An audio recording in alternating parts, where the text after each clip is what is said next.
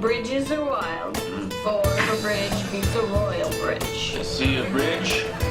They raise you 3 bridges. Bridge! I win! Hello and welcome to Triple Dummy episode 13. I'm Peter Hollands, and with me as usual I got Nick Jacob, but we've also got special guest Sartaj Hans. Thanks for joining, Sartaj. Hi. Cheers. Today we're going to be talking basically a lot about the recent stuff that's happened. We've just had the Summer Festival of Bridge here in Australia. We'll have a wrap-up of the Youth Week. We'll go through some of the main results that come. Talk about some of the things that... first round draw, what happens to inexperienced people or even experienced people with the first round, whether they get a tough matchup and what their thoughts on it are. Some different formats that might address it, and just run through some of the people that had some good side events. But first of all, just a quick wrap up of Youth Week, which me and Nick talked about in detail last podcast. But what were your thoughts on what happened in Youth Week, Nick? Well, so as expected, Adam Edgerton and Max Henbest and Jamie Thompson and Stevie Williams took the top 2 spots. We didn't actually, for the entire hour of discussing Australian Youth Bridge, we actually did not manage to find the format that that the trials were held in. So there were only 4 pairs that qualified. The top 2 automatically qualifying, and 2 other pairs playing in a one-day playoff. And that playoff was between our co-host Elena Moskovsky and Lauren Travis against Nabil Edgerton and Daniel Braun, 2 of the pairs that we thought we'd get through. And unfortunately, my horses in the race, Elena and Lauren, did not manage to take that out. So congratulations to Daniel Braun and Nabil Edgerton. And I think it's fair to say it's going to be a pretty strong team. By the way, thanks for letting Elle know that I didn't back her. That the first thing that Elena told me was like, Nick said you didn't think I was going to make the team. Yeah. And that's why we have Sartaj here. Thank you. Elle will be back another time, but just busy with lots of travel. But As my wife often tells me, her parents taught her that if someone says something bad about somebody, you're not allowed to say that on. You're only allowed to say good things on. See? Remember that one. Yeah, that's true. But it's a lot less wise advice. Yeah. One thing that I was really impressed about from Youth Week was I didn't think there was 2 McMahon brothers. I didn't know much about them, and I didn't think that they were going to do that well because they're lacking experience, but they actually starred. I can't remember whether they finished much higher than I thought they were going to do. Maybe 6th, possibly 7th. Don't have the results right up in front of me, but they were right up there. I think they were running 4th or 5th for a large portion of it, and I was just really impressed with them. So I think they're my big hope for the future, because they were really good, put in a really good showing there. Sorry, I haven't heard of them. Are they relatively new to the game? Yeah, so I found out a little bit more about them. They're from country New South Wales and sort of played, I believe, lots of sort of family bridge, but only new to the sort of duplicate or more competitive side. So that's why some people didn't really know about them, but yeah. Quite impressed with what they managed to do. Yeah, I think they managed to win one of the consolation events, PS Consolation or something like that as well. So yeah, they won one of the side events that you've been doing very well. Yeah, nice. All right, so we'll move on to results from the main event. So the Canberra, the Southwest Pacific teams, or the National Open teams. I have no idea. Let's go with Swiss pairs first. Swiss where pairs. 2 really lucky guys won. I mean, they just got so lucky. I mean, anyone's. The best pair were leading with 2 rounds to go, and then these guys just got so lucky. We played perfect. Haha. No, joking. Now, Nick and Ishmael won the Swiss pairs at the start, a 2-day event.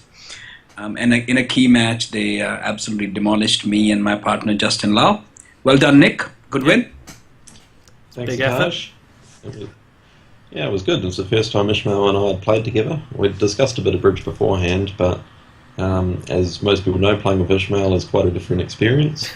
And yeah, I'm pleased that we managed to gel sort of right from the start. So I think it helped once I learned that I had to be the straight man and just let him, him be the bad cop sort of Do thing. all the stuff.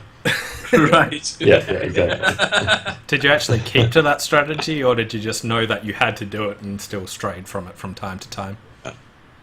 Well, I did stray from it occasionally with disastrous results, but there's one hand that I had this was actually from the first day of qualifying, so first day on a brand new team with a bunch of guys I'm trying to impress, and I pick up a 6-1-1-5, ace queen 10-9 to 6, singleton 10-9 act to 5, and the auction is a little surprising. Six points, is that right? Ace queen to 6, Yep. mainly, yeah. Yep, that's at 6 points. So 6-1-1-5.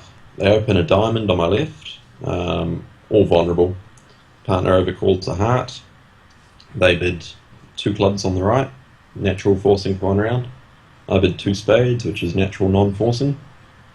It goes 4 clubs on the left, big raise of clubs. 4 spades from partner. 5 clubs on the right. So, rightly or wrongly, I elected to double. I just looked at my 5 trumps and thought, well, who knows, I'll just lead a spade and hopefully tap them off and hope they don't run to diamonds. Yep. So that went double from me past 5 spades from Ishmael, double on my right. And so now I was actually, this wasn't sort of one of those situations where I was disappointed that my partner had pulled. I was actually quite happy. I knew that he had a lot of shape. Definitely 4 trumps. 3 trumps would be an impossibility. Yeah. And yeah, I figured as long as he had 1 red ace and really nothing, just the club void that I assumed he held, which would be, you'd like to think a fair assumption on the auction. Anyway, so I redoubled, and they led a club, and partner went down with a 4-6-2-1 shake, with the jack of spades and the queen jack of hearts and nothing else. And I thought, shit. Oh, shit. We've got, and it was kind of lucky to only go 2 off, I suppose, for 1,000 in the out column. So Patton didn't have any high cards, didn't have any aces and stuff for you? He had nothing. He had the jack of spades, queen jack of hearts, and... actually, I heard about this hand before, right. Yeah. So that was not the sort of impression I was trying to make early on. We go for minus 1,000. Yeah, that's good. That's good. Your partner saves and you redouble. That's excellent. Good way to... Yeah. So anyway, it was a learning experience. By the end of it, he was opening on balance 9 counts, and I was inviting on sort of balance 13 counts, and so on, and we find our range, which is good. Yeah. Yeah. So, it was good. It was good. This was Piers. I guess we had some results from earlier that week as well, didn't we? Women's and seniors and so on. So the women's and seniors were running alongside Youth Week, and in that the women's, Jurovic beat Team Thompson. There are a lot of results here, so I'll just try and keep it somewhat short. And the seniors, the Neil team beat the Zolo team. Also in that first week, there was the Chris Diment pairs and the Penline Swiss pairs. Both of these were won by Joan Butts and Gary Tisleval. One of them, though, was originally awarded to James and Sam Coots, but there was a scoring error which couldn't be adjusted because it was only found after the correction time. So they awarded it to the Cootses, who, when they accepted the prize, they said, look, actually these people won and we want to give the prize back to Joan and Gayo, who then said, look, we don't want to accept it, so we're just going to share it. So overall, I thought there was pretty good sportsmanship there in some of those Yeah, that's great. earlier events there. Absolutely. We also had some of the restricted events. We had the Super Novice Pairs, which was won by Georgina McMahon and Sebastian Strugnell. And I think Georgina McMahon is possibly a sister to the McMahon brothers that were playing in the Youth Week. Not 100% on that. But and the McMahon team also won the Super Novice team. So I think the McMahons had a pretty good first week there in the summer festival. Not bad, eh? Right. Yeah. And final one was the Rising Star Pairs, which was won by Derek Poulton and Nick Walsh. So well done to all those new players that sort of got out there and gave it a go and get some experience. A good way to improve, I reckon. Absolutely. On to the open field, or the main event, the Southwest Pacific teams. So, Nick, you're in Team Milner, which was ranked, seeded second, and Sartaj, you're in Team Hans, wasn't it? Seeded third. Interesting sort of qualifier, I thought. So, Nick, one of the funny things about your team was you won 11 out of 12 matches, and not once did you get into the second spot. Yep, exactly. That was it was a pretty fiercely competed over Swiss this time around, and I think everyone could sort of tell that was going to be the case because you looked through all the teams and there were a lot of either very good or very dangerous teams. And but yeah, we're in the position where we won 10 matches in a row. We finally played Lavazza, lost to them, and we needed a decent win in our last match to qualify. It would have been kind of pretty sad to win 11 or win 10 and not qualify, but yeah, that was the nature of this year's events. And Sartaj, you had a pretty tough qualifying. Yeah, our team was going quite okay though, and just towards the end in the morning we had a big disaster set, lost by 20-0. And after that sort of reversal, you've got to be very tough to come back, psychologically as well as technically, and we didn't quite manage that. So that happens, Yeah. But I think your team probably had the hardest draw of any of the teams going through. It sounded like you played. Yeah, that is true. I mean, we did play almost all the seeds, I think. But, the other way to look at it is that if this was a Swiss where only a winner or a second was to be determined, then yes, we could complain about having a hard draw. But this was a cutoff with the top 8 teams qualifying. So, it's a bit rich to whinge about a hard draw when 8 teams qualify. And if your claim is to win the event, then if you didn't queue in the top 8, then maybe something was wrong with your claim in the first place. So, yeah, maybe we had a tough draw, but, that's not an excuse for how we finished. Yeah. I took the different approach to Sartaj's team. We got beaten down early. There were 136 teams, and we actually got to play Team 136, which was nice. They were a lovely team. And we managed to claw our way back up and get back into 7th, but at the halfway point, after Sartaj gave us a flogging, it wasn't looking too good. But a bit different from the Lavazza team that just demolished everything. They had one of the biggest qualifying rounds I've ever seen, really. Yep. Yeah. Yeah, 12 wins, only one in the single digits. They certainly gave us a pasting as well. We lost by 36 to them. But yeah, they never really stopped for a breath. They just kept on chugging along. Did very well. Other big results, or impressive results, was one of the teams that snuck in was the Oceania team.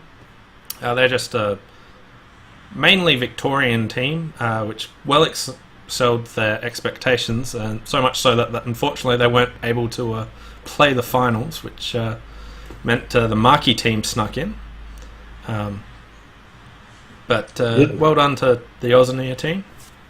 Absolutely. Yeah, Sartaj and Eva Samuel and Margaret Yule and Jivat Emil. Apologies for any mispronunciations, but yeah, I think maybe a couple of sponsors on that team, I think, and it's a fantastic show. Only lost 3 matches, so yeah, I mean, and this is what happens in Swiss as well, isn't it? You know, you have a whole bunch of gun teams, and but someone will always find a way in. It's always happened. Yeah, happened to your team. What, a year ago or something? A couple of years ago, when you were playing on just some youth team that just you and Glenn just absolutely smashed the qualifying when you guys got in. But like everyone's like, where did they come from? Yeah. It's better to be that team than it is to be team number 9 who fall out to that team. As for the finals, my team got in. We got knocked out in the quarterfinals.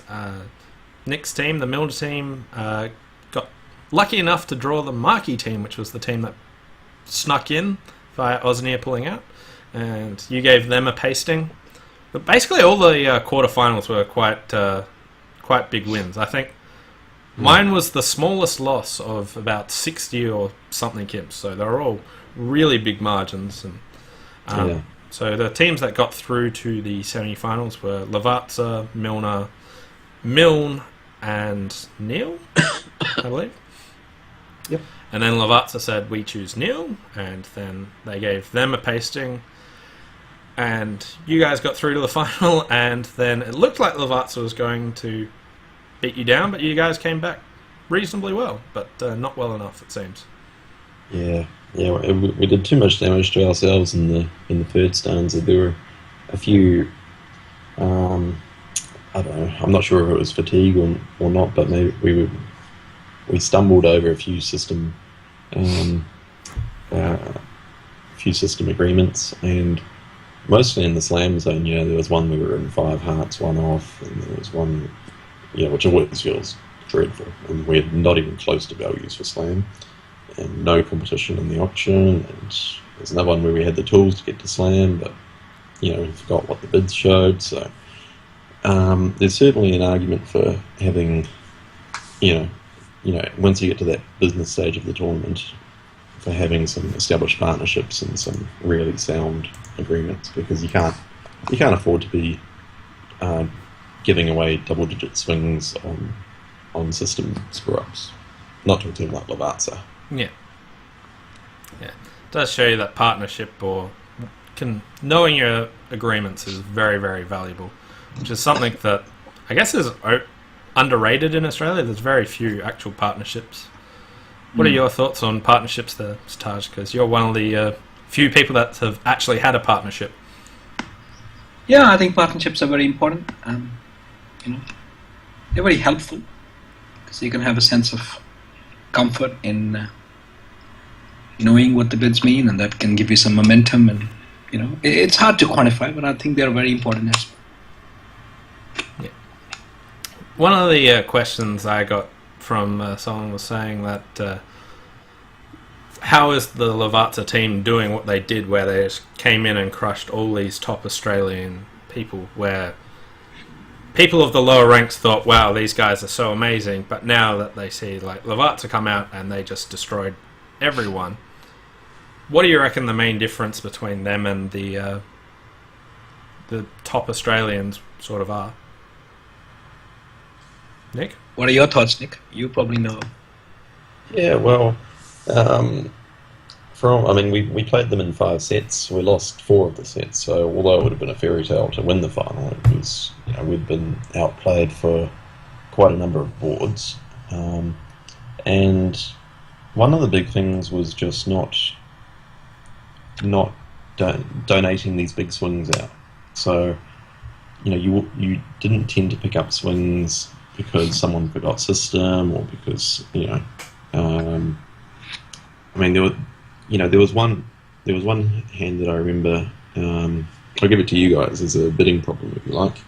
So I had a 3-2-5-3 shape at Ace 9X, 10 doubleton, ace jack 10 9 to 5, and jack to 3. So, 10 count? 10 count or something like that? 5, 9, 10, yeah, about that. And you're vulnerable, your opponents aren't, and your opponents open a weak 2 spades on your left, goes double for takeout from your partner, 3 spades blocking on your right. What do you guys reckon? Sorry, you are red on white? What's the colors? Yeah, we're red, they're white. I would bet 3 no trump. That was my gut feeling. I mean, in principle, partners are supposed to have a singleton spade, but they actually often raise with doubletons in real life. Sometimes partner even has king and 1, queen and 1. Yeah. That would be my choice. Yeah, and you might be able to hold up the ace of spades and then lose the lead. Yeah, that might work as well. Yep. Yeah, I chose to bid 3 no trump as well. I thought it was close between 3 no trump and 4 diamonds. I didn't really consider double. I think double in these situations is kind of murky, and especially when I can only play at 1 suit as well. If I double and then bid 4 diamonds, partner will be like, maybe there's some tolerance for hearts. I don't know. Yeah. So anyway, I went for the aggressive option as well, and bid 3 no trump. The dummy was very inappropriate. I mean, it was a completely normal takeout double, but it was like I believe it was a 1-5-3-4 with singleton and small, queen empty fifth, king queen X, and king queen to 4. So he's got his normal takeout double, but we've got 6 tricks and just about 0 prospect of. Yep. So anyway, this was, for me, it wasn't really, it was a combination of all these factors, right? You got a close decision in the auction, you guess wrong, you're kind of feeling a little bit down about things, and then they play 3 rounds of spades. I can't remember the distribution of spade honours, but the left-hand opponent signals for hearts, so you win the 3rd spade, and you should really just cash out your diamonds. And if you believe that, even if you don't believe the signal, you're just always going to play a club next, and go for the expected 3 off, which is what they did at the other table. It's what I should have done as well. I instead tried to sneak for a club, and they took me 5 off the 500 the hard way. So, here was a spot where I'd felt like, oh man, their judgment's going to be on point because they're the Lavazza guys. They're always on point here. And so I was like, well, I have to make this because going for 300 is going to be hopeless. And, at the other table, our teammates were plus 300 off the 3 no trump. Right. I had 5 imps for nothing. 5 imps on just like a Hail Mary, pray to God sort of thing. So you assumed that they were going to do better stuff than you, so you took a subpar line for when they did the exact same thing. Yeah, exactly. And it's not like they did anything mystical. They didn't get in my head beforehand. It was just like, hey, look, we're going to have to be very accurate against these guys. But part of the accuracy is not just about, getting the best possible result on every board. It's about accepting, look, this is where we're at. We just have to do the best with what we've bid. We have to do the best with what card we've led, the best with the start we've made in this hand, all these sorts of things. It's like, there's no point thinking about what you could have done or what might happen. It's all about, what's in front of you. Yeah. And I think that these guys are very good at that. They just focus on the problem that they've got. They focus on the cards that, whatever stage they're up to, whether it's, first round of the auction or deep into the auction or on lead or on defence or anything like that. They're always trying to make the best play with what they've got. So, and it's an attitude that I think, a lot of people would do well to copy. Yeah. I reckon I agree. I would say teams like the Lavazza team, they're very organized. They have the standard bidding system. Everyone knows it. They play it. And they're very aggressive. All of their styles kind of match with each other because, they play the modern style, which is very light overcalls and very aggressive game bidding. And then they focus a lot of their energy in the play, which also in the play, they play in a very, in a very sort of classical way, which is more to do with, playing in the sort of team way, which is not taking extreme views, just trying to do down the line things, and obviously backing yourself. But like what you were talked about, that 3-0 Trump, they would have, it doesn't surprise me that they would have taken the 6 tricks on the grounds that if I play a club, I could go more off. That's how really the top teams of the world really operate, Yeah. I also think one benefit they have over most Australian players is they play all the time with top players, whereas even the top Australian players play with lots of students and do lots of other things, or maybe work a full-time job, whereas they don't do their whole time's not dedicated to playing and getting all these fine details nutted out and not having these small mishaps. Yeah, in general, like, the harder opponents you play, the better your game becomes, Yeah. And I think Nick will be looking forward to his go in Reno in a couple of weeks, a couple of months when we go and play there. It gets pretty hard out there. It doesn't get any harder than the American Nationals. But yeah, that's the fun. It's the fun of bridge. Yeah. For those that don't know, Nick and Sartaj are going to go have a game in Reno in America together. Who are your teammates? Yay. Oh, just a couple of guys, they won maybe a couple of small events, I suppose. A couple of Rosenblums and Bermuda Bowls and all those sort of things. We're going to have a hit out with Bart Ramley and Lou Stansby, and I don't know much about Lou. I always remember reading about Bart though as the guy that everyone would pick to win any sort of double dummy problem thing, or par contest. That's what I'm looking for. Par contest, you've got some hands made out that have some beautiful technique and imagination required, and he's the guy you want. So that's always cool. I've always really liked that. I've noticed that about Bart because I've discussed hands with him in person and over email. And one of the things that strikes me is how clearly he thinks in complex situations. Yeah. I know me, and you get muddled up with this. I play a heart, and if they play a diamond, then if clubs are 3-3, I'll keep it all together. If we have all these in that little narrative, you can get a bit confused and lost. It can be very hard to kind of bring a whole array of thoughts into a clear, logical conclusion. It's one of the hardest things about bridge thinking, and it strikes me about Bart, whenever you discuss anything with him, he's able to state things quite clearly, in that par contest, I think he came second to Michael Rosenberg, which doesn't surprise me. Come second in that field is amazing. That's and I think you'll probably hear, I think he got most number of problems right, but scored less because he took longer for them or something. He had the lowest error rate, but he took longer than Michael on a couple of key hands, and that's what swung the eventual outcome. No. Yeah. But that's that in itself is still an incredible achievement, which is really a competition, like the experts' expert competition, so to speak. Guys who are really the business. Alright, we'll move on to the next thing, which was just talking about first draws. It's probably something that happens to the vast majority of sort of people in the middle range, just trying to improve. What happens with the Swiss is, if you're just around the sort of middling mark, if you are just below half, you draw Team 1, and you draw Team Lavazza or Team Milner. And if you get maybe 2 master points more, then you draw the bottom team.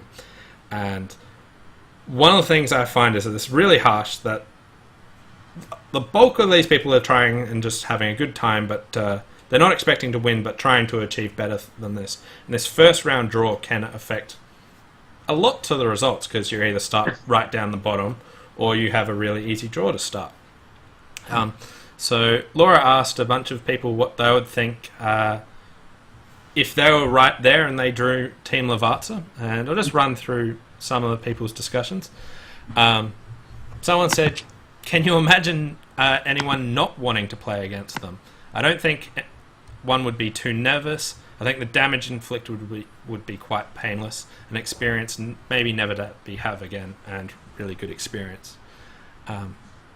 So that was one of them. The general view from most of these people I got was really positive, and someone said, I met a player who drew Lavazza in the first round. They're excited, and they commented something, at least we'll be playing down the other end after that. So, like, they were excited that they got to play the top players in the world, but they knew that they'd get an easy draw after that. And another person, bit of an essay, but generally says, I think it would be great to draw one of the top teams at the start. As someone relatively new looking to improve like myself here, there are a few reasons that I go to a nationals. Play against people you don't usually get exposed to different ideas and styles to help you improve. Hopefully get to play against some of the best players in the country, or in this case the world, and test yourself against stronger field than a Congress or State Bridge. And drawing these people in the first round fits all that criteria, and I'd be happy to do that. So I thought lots of people might be a bit, I don't want to draw that, but from most of the feedback we got, it's more positive than I thought it would be. Right. What were you sort of expecting for that, Sartaj?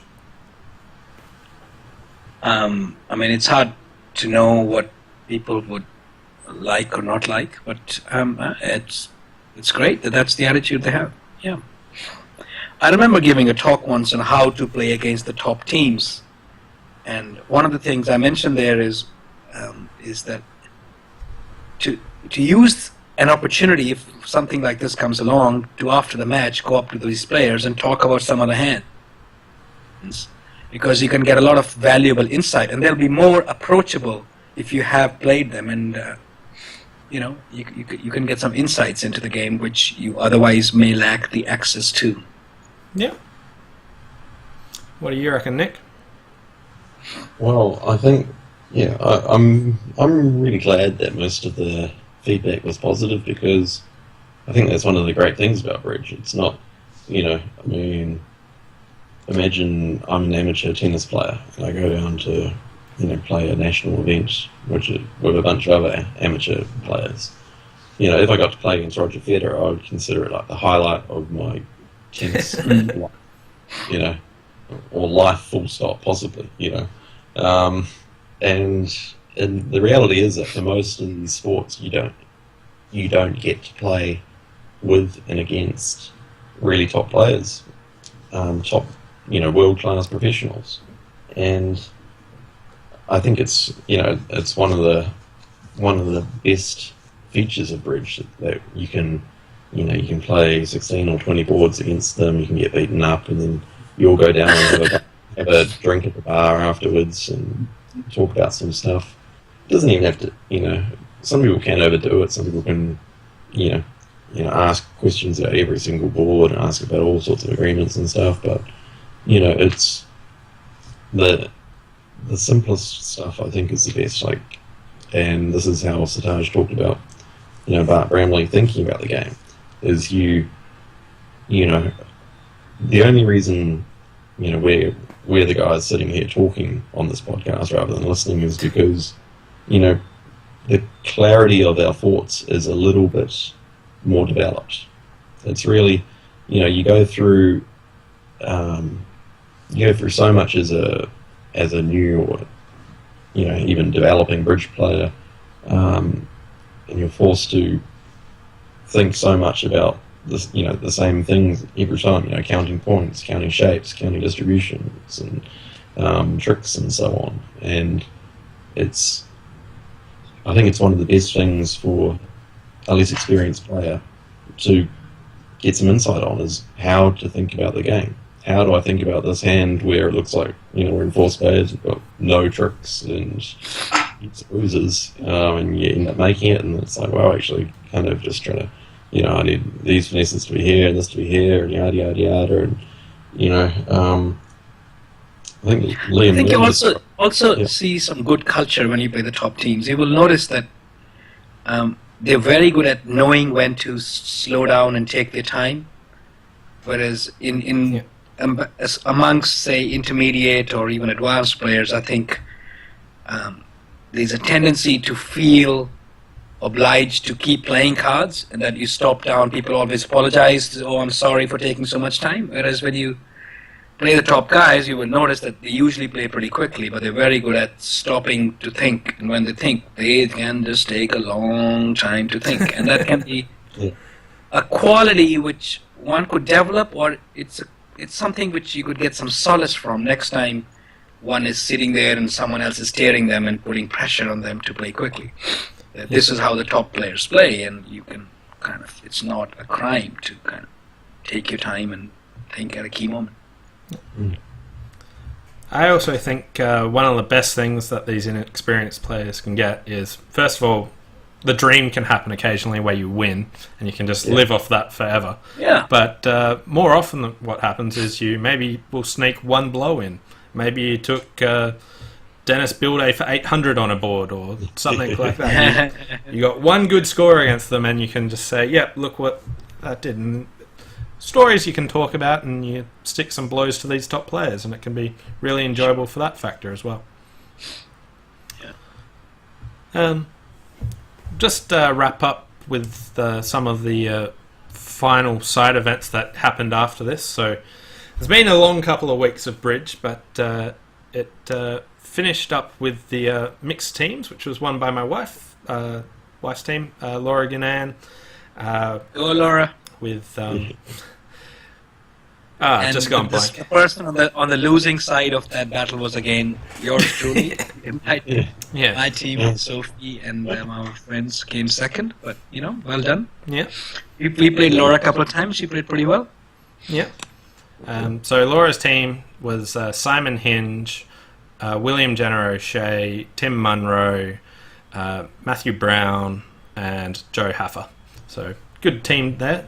Laura's whole plan for this was she wasn't up there for most of the week, but fly up on Thursday night, find all the people that were sad about missing out, sitting around the bar, drag them into a team, and go win the mixed teams, which she managed to do.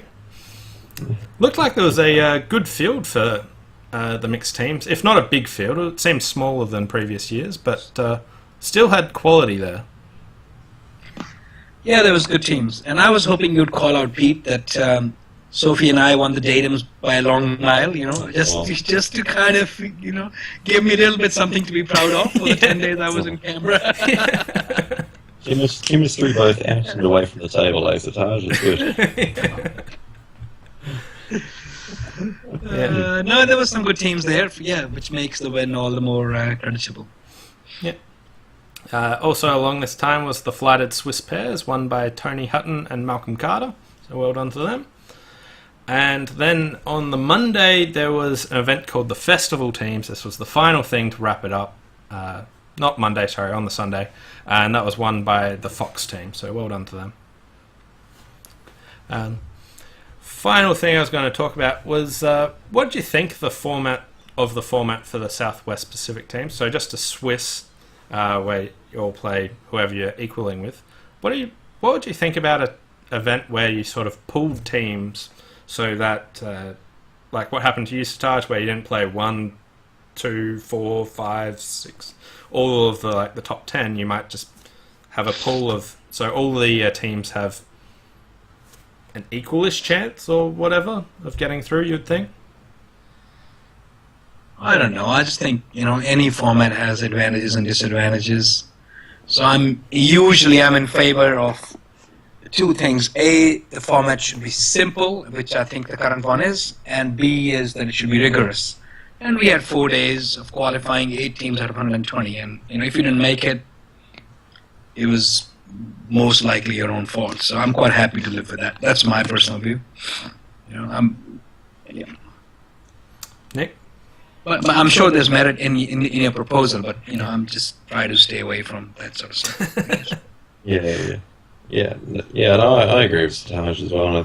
And I think especially in events outside of America or Europe, you really don't have I don't believe there's the depth to go for a full, vigorously seeded competition where, I mean, in this case, right, who you seed 5th or 6th could make it, completely, easy or impossible for a team in that team's group to qualify or something.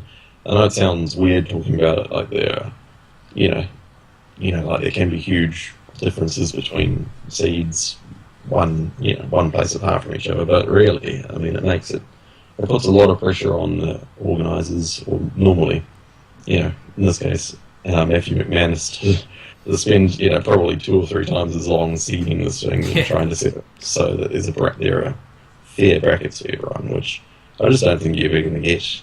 Yeah. There are always going to be, kind of uneven amount of really good teams, an uneven amount of, net second tier teams, and someone's always going to feel, hard done by, regardless of the format. So, I'm with Sartaj, keep it simple, easy to understand, and 4 days of qualifying. If you get through, you probably deserve it. Yeah. I'm a fan of the Swiss format as well. It definitely is simple. The one issue I have with it is just it seems arbitrary when they cut and stop at the top 8.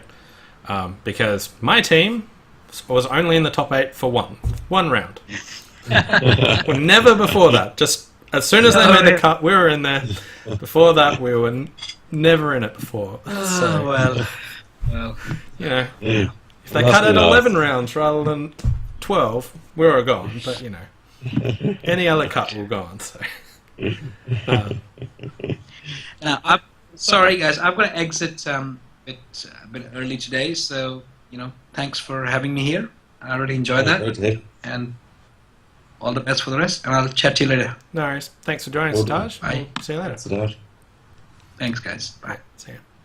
All right. I think we've covered most of what we were going to do, so we might wrap it up there. Thanks all for joining. Hope you enjoyed it. We're going to try and do another one in either 2 or 3 weeks or so, depending on if I'm up in the Open playoffs, still competing. But yeah, so we'll be back then. That's good. Thanks for tuning in. All right. See ya.